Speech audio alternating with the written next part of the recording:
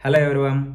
ఇవాళ మనం బెల్జియంలో rental house ఏ విధంగా వెతకాలి, అదే రెంటల్ హౌస్ను తీసుకునేటప్పుడు ఏ విధమైన జాగ్రత్తలు తీసుకోవాలి, ఫ్రాడ్స్ని ఏ విధంగా ఫైండ్ అవుట్ చేయాలి, ఇలాంటి వెబ్సైట్స్ యూస్ చేస్తాం ఇక్కడ రెంటల్ హౌస్ను వెతకడానికి. అండ్ ఇక్కడ హౌస్ కేటగిరీస్ ఏంటివి అంటే లైక్ ఇక్కడ కేటగిరీస్ అంటే షేర్డ్ రూమ్స్ అని, అలానే స్టూడియో 1 BHK 2 BHK 3 BHK అని ఈ విధంగా ఉంటాయన్నమాట. సో మనకు ఏది ఎంత రేట్లో ఉంటుంది, ఆ కాన్సెప్ట్స్, ఆ డీటెయిల్స్ అన్నీ కూడా ఈ వీడియోలో మీకు ఎక్స్ప్లెయిన్ చేస్తాను. స్కిప్ చేయకుండా చివరి వరకు చూడండి.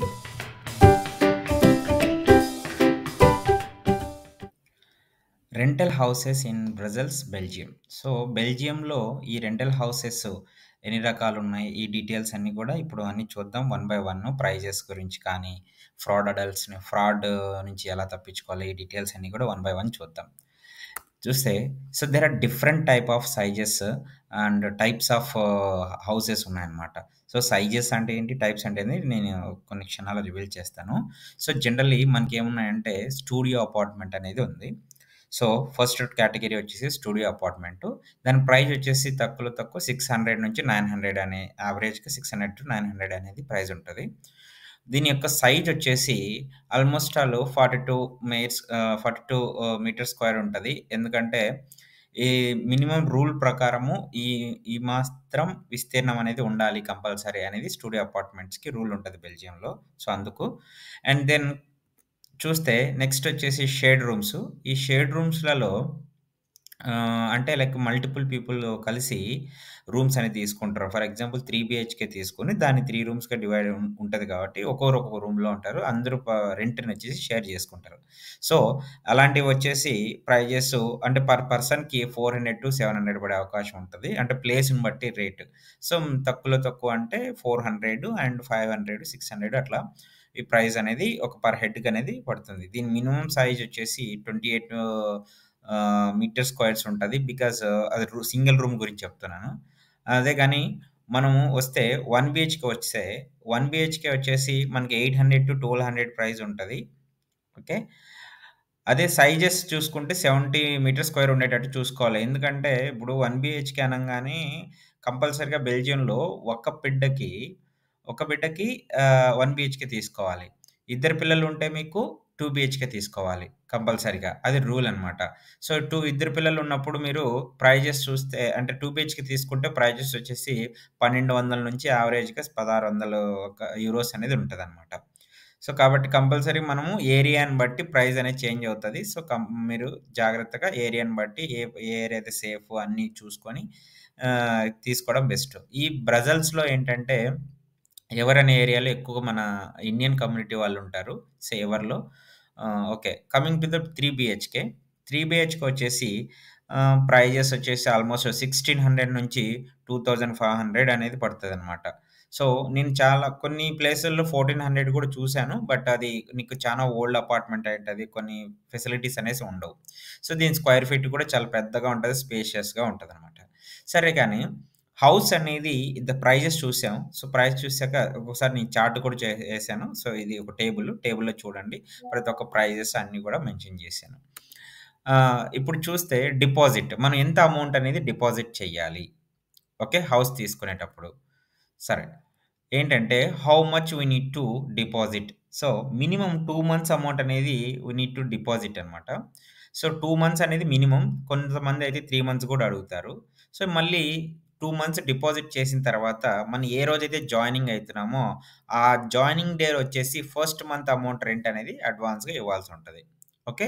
2 మంత్స్ డిపాజిట్ చేయాలి కాబట్టి ఆ డిపాజిట్ చేసే అమౌంట్ ఎక్కడ డిపాజిట్ చేస్తామంటే ఈ బెల్జియంలో మనం బ్యాంక్స్ షేర్డ్ అకౌంట్ అనేది ప్రొవైడ్ చేస్తాయి. ఒక షేర్డ్ అకౌంట్ అంటే నీకు ఓనర్‌కి అండ్ టెనెంట్‌కి ఇద్దరికీ యాక్సెస్ ఉంటది. సో, ఆ షేర్డ్ అకౌంట్‌లో అమౌంట్ అనేది డిపాజిట్ చేస్తే అది ఎప్పుడైతే నువ్వు ఏ టైంలో అయితే నువ్వు లీవ్ ఐ మీన్స్ ఆ ఇంటి నుంచి నువ్వు వెకేట్ చేస్తున్నావో అప్పుడు ఆ అకౌంట్ నుంచి నువ్వు అమౌంట్ తీసేసుకోవచ్చు.